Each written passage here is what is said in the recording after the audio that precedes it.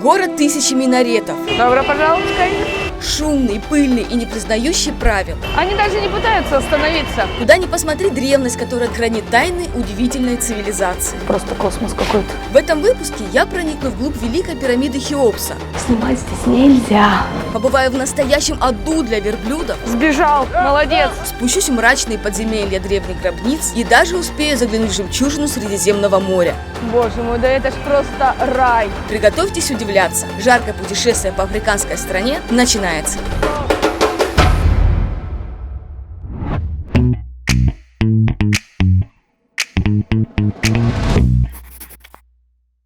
Друзья, всем привет! Позади меня не просто река, это Великий Нил. Да-да, этот чудный мир фараонов, гробницы древних загадок. Помню, как-то в детстве мне подарили на день рождения фильм «Мумия». Я засмотрела его до дыр и помню наизусть. И именно тогда у меня появилась цель приехать в Египет, чтобы попробовать разгадать уникальность этой древней цивилизации и проникнуться ее духом. Признаться, в Египте я была только один раз, и то в том Египте, который all-inclusive. Поэтому совершенно ничего не знаю о стране и о ее истории. Ну что ж, пришло время изменить эту ситуацию, и я приглашаю вас вместе со мной посмотреть на Египет без Шарм-эль-Шейха и Хургады. И начнем я с его сердца. Добро пожаловать в Каир! Каир, самый большой город исламского мира, раскинулся по обеим сторонам реки Нил. Более 9 миллионов человек живут здесь своей суетливой каирской жизнью. А если взять еще район Эль-Гизы, то и 20 миллионов человек. И, наверное, каждого, кто приезжает сюда, поражает величие пирамид и вообще многовековая история. А разочаровывает пыль и шум, которым, кажется, нет конца. Пирамиды немного подождут. Первым делом я решила прочувствовать Каир, услышать биение его сердца. И лучшее место для этого, как мне кажется, рынок. Мы приехали на Хэн-Халили за сувенирчиками. По Эль-Халили и другим местам Каира меня будет сопровождать гид Ахмед, который блестяще говорит по-русски. Все же так спокойнее. Это все ручная работа? Да. А, это такая же? А она что-то обозначает? Асуан только, люди из Асуана, они только одевают вот такое.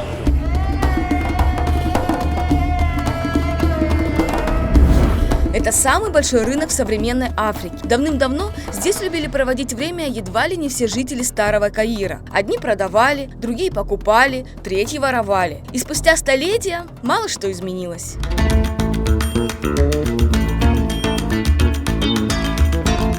И тогда, и сейчас на тысячах квадратных метров бурлит насыщенная базарная жизнь. Лавки ломятся от изделия из золота, серебра, меди, кожи, словом, всего, что нравится туристам.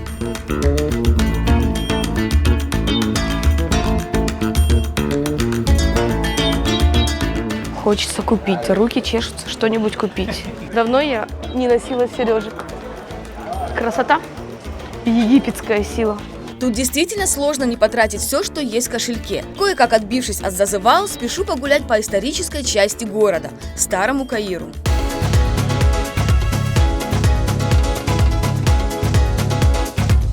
Самый древний район египетской столицы занял территорию, на которой стояли города-предшественники Каира. Наиболее крупными из них были Вавилон Египетский и Фустат. Вы знаете, несмотря на то, что Старый Каир – это вроде бы должна быть смесь английской и французской архитектуры, но мне почему-то больше всего это напоминает Барселону. С одной стороны красивые фасады, с другой разруха и горы мусора, блеск и нищета в одном флаконе. Архитектура, конечно, очень красивая и разнообразная, но вы сами это видите. И кошек пруд-пруди.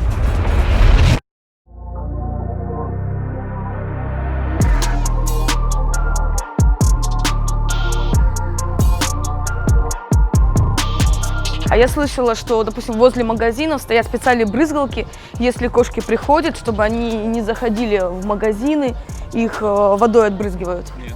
Нет, такого нету? Много бездомных кошек. Да, дикий. И собака тоже много. Но они считаются как священные животные, да? Священные, да, это... Но во время древнеегиптяне священные. Угу. А сейчас? Сейчас нет. Вот такие дикие, но это египетские кошки. Движение в Каире как у кошек. Гуляю где хочу. Никаких тебе дорожных правил. Самое главное, когда перейти дорогу в этом трэше. Они даже не пытаются остановиться. Движение в Каире. Машины едут, никаких пешеходных переходов нет. Просто нужно тупо идти под машины и надеяться, что тебя не задавят. Других вариантов просто нет. Просто едут на пролом и все. Очень шумно. Мне кажется, кто кого переплюнет в громкости просто. Добро пожаловать, Каир. Хотя одно правило все же есть, но вряд ли оно прописано в ПДД. Если я чувствую направо, тогда направо. Если чувствую налево, тогда налево. Кстати, да, ни одного знака даже нет. А вообще, как права получать? Права? Надо сдавать экзамен. А что в экзамене? Просто прокатиться? По городу никого не задавить, да? Понятно. Так что каким-то чудом в целости и сохранности добираемся до главного музея страны. Вот он, Египетский музей. Коллекция насчитывает около 160 тысяч экспонатов. И так как раскопки идут до сих пор, и каждый день находит что-то новое, музей все пополняется и пополняется. Кстати, сейчас строят новый музей, просто огромный, и к концу года по планам все экспонаты переместить именно туда. Поэтому для меня огромное удовольствие, что я попала именно в этот музей, который был открыт в 1901 году.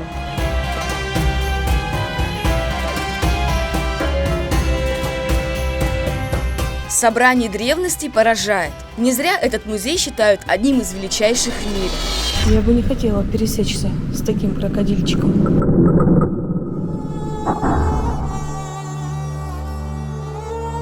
Собрание музея до такой степени велико, что построили новое здание, чтобы вместить все экспонаты. Оно невероятно огромное. Переезд уже начался, так что мне повезло застать в рабочем состоянии еще старый музей. Экспонаты занимают 2 этажа, расположены в хронологической последовательности, так что лучше идти по часовой стрелке от входа. На 1-м ярусе залы древнего, среднего и нового царств. На 2-м – мумии и все, что связано с Тутанхамоном.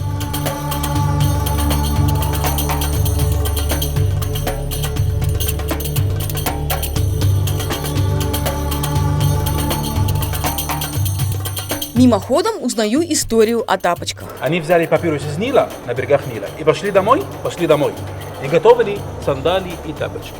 Поэтому первые люди в жизни, которые носили тапочки и сандалии, это древние египтяне. Какую обувь ни надень, полностью обойти египетский музей за день практически невозможно. Но побывать тут точно стоит. А я еду к другим древностям, тем, что под открытым небом.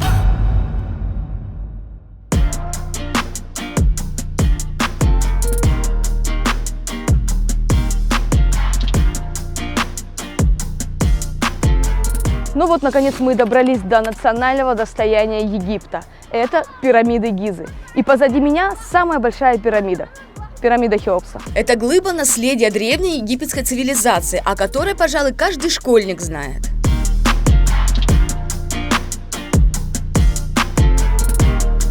Возраст пирамиды Хеопса, вы только вдумайтесь, более 4000 лет, вес около 4 миллионов тонн, высота 139 метров, а внутри таинственные коридоры. Мы зашли внутри пирамиды. Снимать здесь нельзя. Там прям написано «нет камер», «no камера». Ну, нас же это не останавливает, естественно. Периодически надо отключать. Ну что, мы сейчас поднимаемся 100 метров наверх, а потом 100 метров вниз. О, убирай камеру. Да, нужно быть очень аккуратными.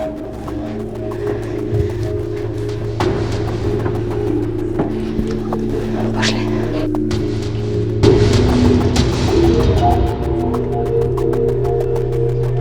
Ничего себе.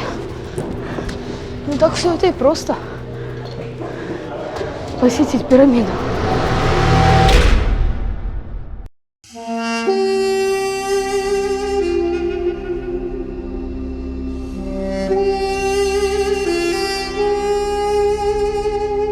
Задом к пирамиде Хеопса расположился величественный сфинкс. Самая большая монолитная статуя. Высота в 6-этажный дом. Построен сфинкс раньше пирамид, предположительно во времена царствования фараона Хефрена. Гид поправляет. Его не строили, а высекли из скалы. Для чего, ученые спорят до сих пор. Вот. Повернули гранитом. Сверху, вниз, чтобы ровно. Офигеть. Это не известняк, это гранит. И опять неизвестно как, да? Да. Как повернули гранит, чтобы было ровно? Что это чудо? Это гранита. Этот камень имеет 6 углов. Вот это один камень, 15 тонн. Как сделали 6 углов, тоже неизвестно.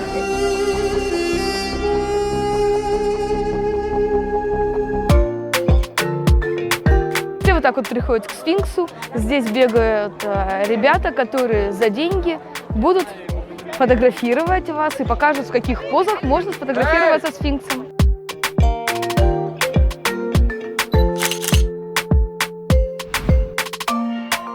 Сфинкс и пирамиды, конечно, символы Египта, но не только они.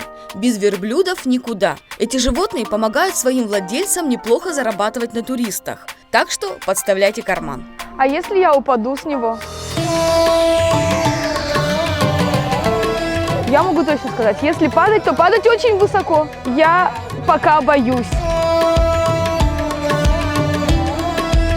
Зачем такие? Нет! А можно по ровной дороге идти? Любишь Египет, люби и на верблюде кататься.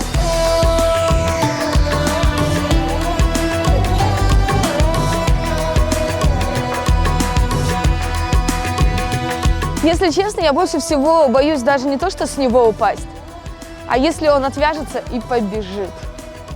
А бегают они очень быстро. Какой у меня красавчиком? Я тоже так считаю.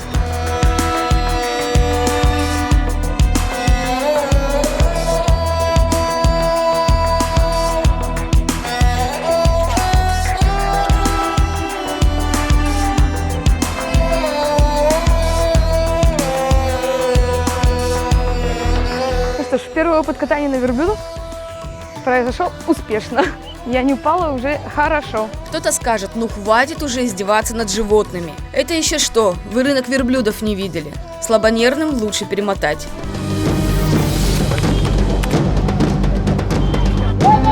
Come on.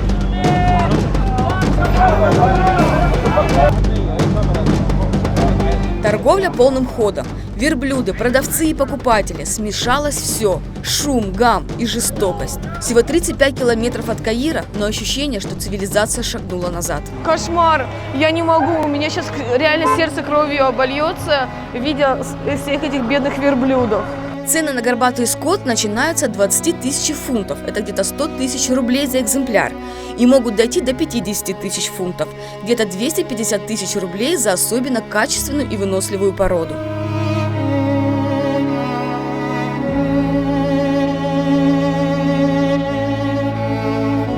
А почему их бьют? Чтобы они слышали, они не послушные. А как они будут выбирать верблюдов? Это не один, они выбирают все вместе, как кто-то. Да? Просто выкрикивают цену? Да.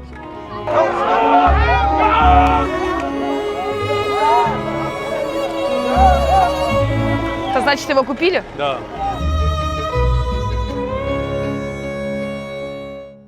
Вы спросите, для чего покупают верблюдов? И, возможно, сейчас вы будете шокированы, но в основном их покупают для еды. Верблюжье мясо очень ценится в этих местах. Также их покупают, чтобы доить. На молоко этих животных очень высокий спрос. Используют верблюдов и для перевозки грузов на большие расстояния. А еще для забавы. В небольших городах и деревнях популярны верблюжьи бега. Ненадолго теряю из вида своего спутника Ахмета. Как-то не по себе. Мне страшно оставаться без гида. Я понимаю, что мне, конечно, здесь ничего не сделают, но... Я точно могу сказать, что туристам здесь рады. Приехать сюда можно, с вами будут фотографироваться, радушно встречать. Но ехать сюда нужно только если у вас крепкое сердце. Потому что мне очень жалко верблюдов. Очень жалко. Но нигде больше такого рынка нет в мире. Сбежал. Молодец. Беги, Форест, беги.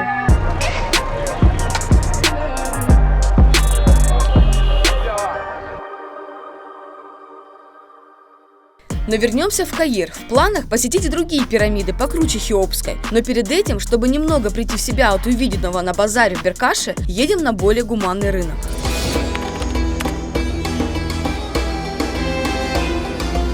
И тут продавцы охрипшими от воплей голосами нахваливают свой товар. Кролики, рыба, есть и цыплята каких-то невероятных цветов, окрашенные, конечно, и много голубей. На них особый спрос. Продают голуби, их потом едят? Или выращивают дома, на крышу дома выращивают. Ага. Или едят. А попугаи? Попугай нет, это для украшения. Для украшений, да?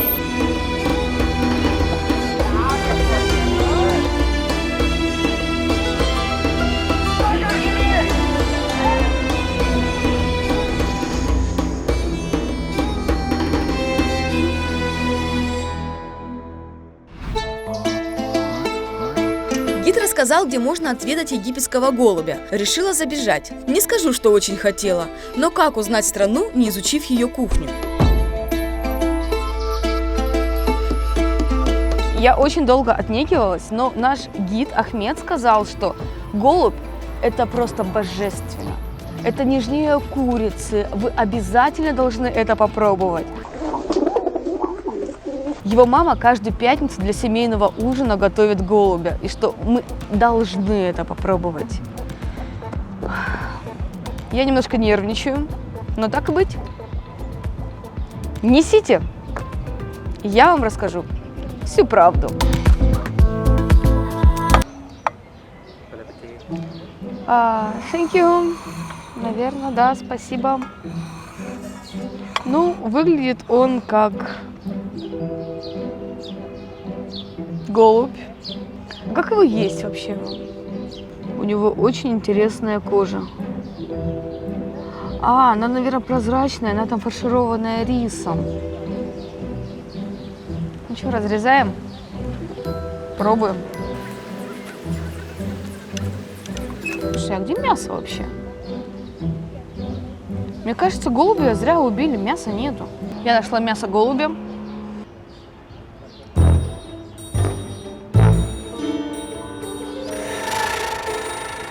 Первый взгляд, может быть, первый вкус просто как курица, а потом какой-то небольшой оттенок другого вкуса появляется. Не могу сказать, какой. Может быть, это специи решают. Рис. Ну, рис как рис, тоже специи очень острые. Возможно, нам приготовили не так голубя, как готовят его, допустим, в местных ресторанах. Но и в местных ресторанах я пробовать больше не буду. Поэтому, если вы реально ели вкусного голубя, он отличался от того, что у меня сейчас на тарелке, напишите в комментариях вообще, как вам. Я больше такой экспириенс иметь не хочу. Вот у меня есть греческий салат. Я буду есть его.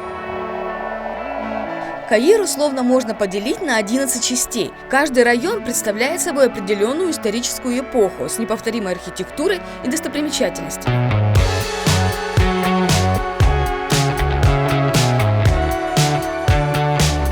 Мы приехали в Саккару, и это древнейший некрополь древней столицы Египта, города Мемфис. Здесь были захоронены фараоны, государственные деятели и другие важные люди государства. Но это место известно также тем, что здесь находится самая первая пирамида в мире – пирамида Джосера.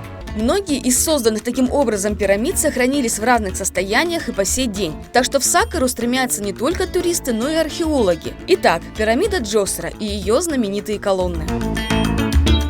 Это фильмы даже показывают, как в наше кино, наши фильмы, они показывают вот такая картинка. Здесь есть, вот, должно быть колонны, 42 колонны. Почему 42? Потому что 42 города. Да, 22 юг, 20 север. Это на виде или символизуется как лотос. Ступенчатая пирамида состоит из 6 ярусов и считается самой древней пирамидой на территории всего Египта. Построили ее в 27 веке до нашей эры. Просто космос какой-то. Каждая пирамида словно воплощение вечной жизни. У нас царь и царица, только в Древнем Египте они одевали картуш. Только царь и царица, они только имеют право написать свое имя в картуше. Вот поэтому, если вы одеваете вот этот картуш, это вы останетесь как древнеегипетская царица, фараонка.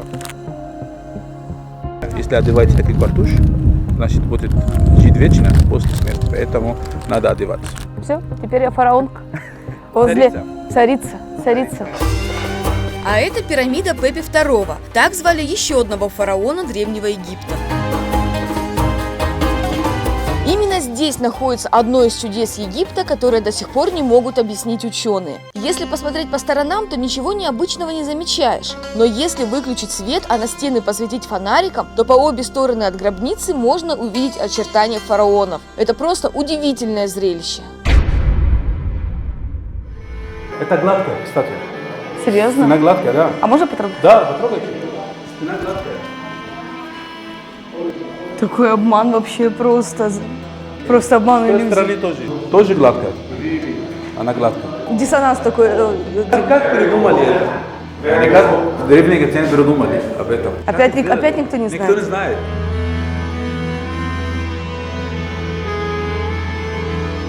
Время от времени кажется, что все это дело рук внеземных цивилизаций.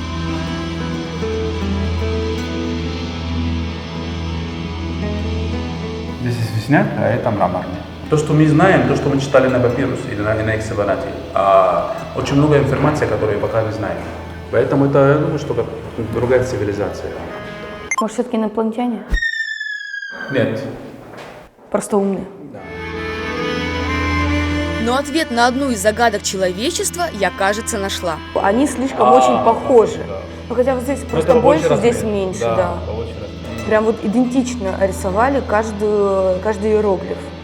И такое впечатление вот у меня лично, как будто вот они какой-то трафарет клали, через него выбивали, а может быть действительно что-то, штамп какой-то, может быть это все было как тесто, они штамп вот это вот все делали, а потом высыхало. Вот смотрите, все равно хоть где-нибудь, но все равно изгадят. Даже в таких местах начинают гадить. Алан, тебе должно быть стыдно. Ну, Андрей, тебе тоже должно быть стыдно.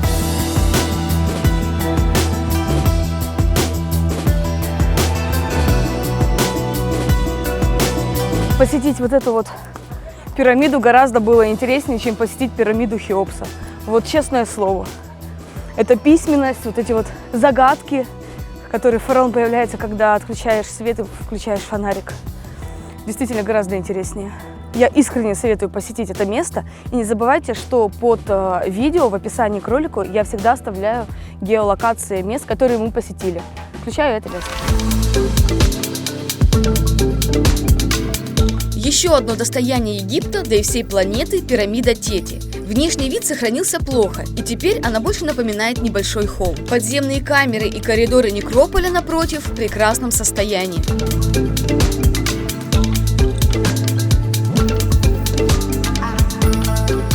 Картинки во повседневной жизни, как они жили древние египтяне по-настоящему. То есть, получается, древние египтяне, у них было развито рыболовство, да? А, это крючок. Да. Прям видно, что крючок. Это удочка, а это сетками. Все, о чем знали и во что верили тысячи лет назад в Египте, для нас тайна за 7 печатями. Загадок великое множество, и храм Серапиум не исключение. А мы идем к одной из величайших загадок Египта. Да. Это храм Серапиум. Храм Серапиум – это большая загадка. Древняя загадка спрятана за колючей проволокой. По мнению археологов, это место было захоронение быков во времена поклонения древнему богу Птаха. В этом храме зимой очень тепло, а летом очень холодно. Как построили вот этот храм в скалах? Это первое. Во второй, как перенесли 26 саркофагов, которые весят каждый из них 100 тонн. Это второй. Третий, все угол саркофаги 12 градусов ровно. Не 89, не 91, а 90 градусов. Все угол.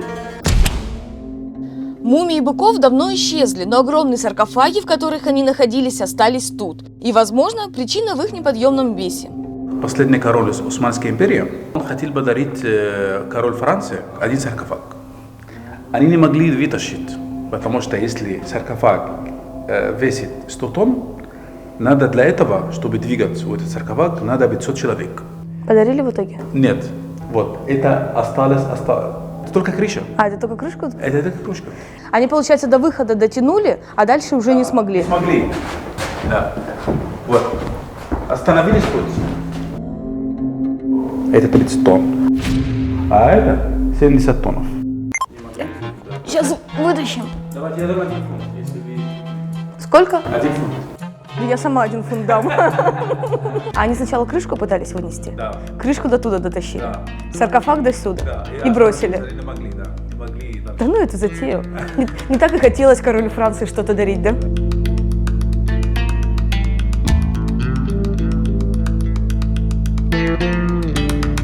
Здесь в основном приезжают немцы, французы, и они стоят в круг саркофага, закрывают глаза и стоят так 5-10 минут, чтобы получить энергию, потому что это базар.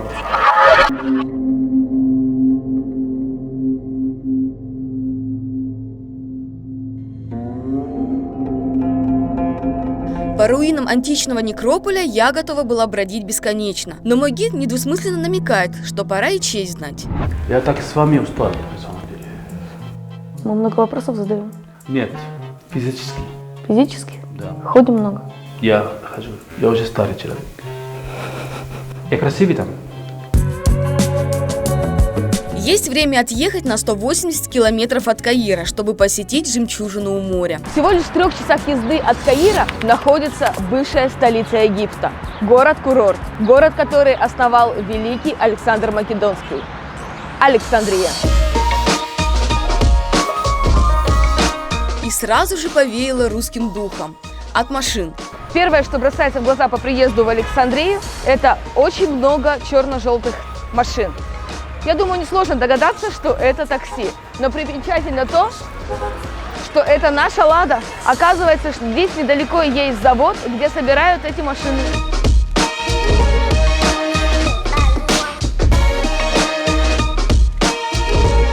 Я просто в восторге от всех этих старых зданий. Они такие атмосферные. Готова гулять и любоваться ими. А еще, когда они напротив Средиземного моря, боже мой, да это ж просто рай.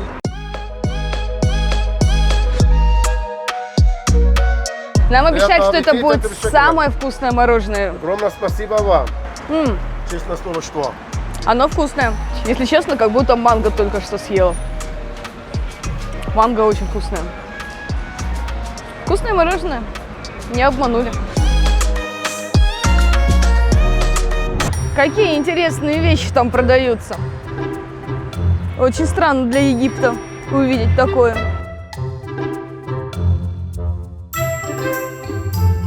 А самое интересное, что эту одежду разглядывают только мужчины. Наверное, покупают своим женам. Даже трудно это представить. Очень красивый парк. Но, если честно, здесь так пахнет нечистотами, просто кошмар. И у меня вывод, что здесь живут бомжи, потому что несколько здесь сейчас находятся. И, если честно, Александрия – это первый город в Египте, в котором мы были и где мы встретили бомжей. Пойдем отсюда.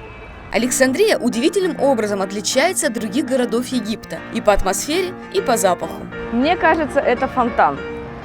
И, по моему мнению, он уже очень давно не работал. Посмотрите, как грязно.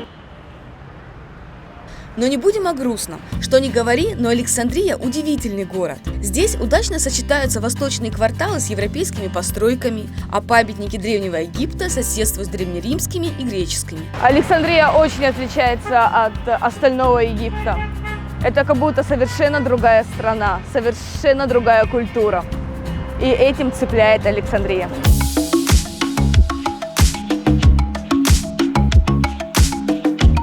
Одна из достопримечательностей – крепость Кайт-Бэй, построена в 15 веке из известняка и белого камня и сочетает в себе архитектурные традиции Европы и Востока.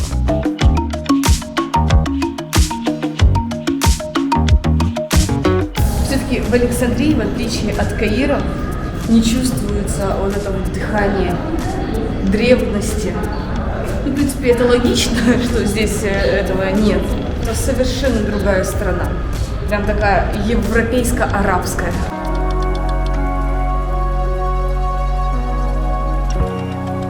И Александрия, и Каир произвели на меня неоднозначное впечатление. Эти города можно ненавидеть и обожать одновременно, хотя я больше склоняюсь ко второму. А пока еще один способ оставить об этом путешествии приятное послевкусие. Как закончить наше пребывание в Каире, если не на ужине по круизу винила?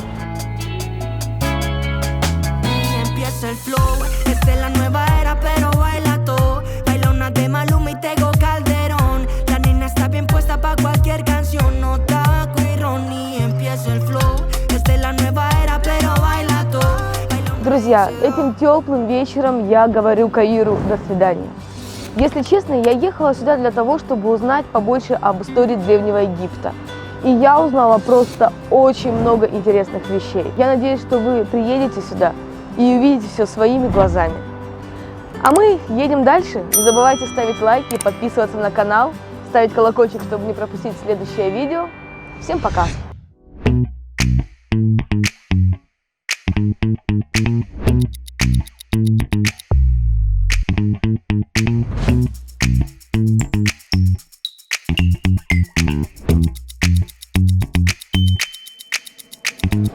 Thank you.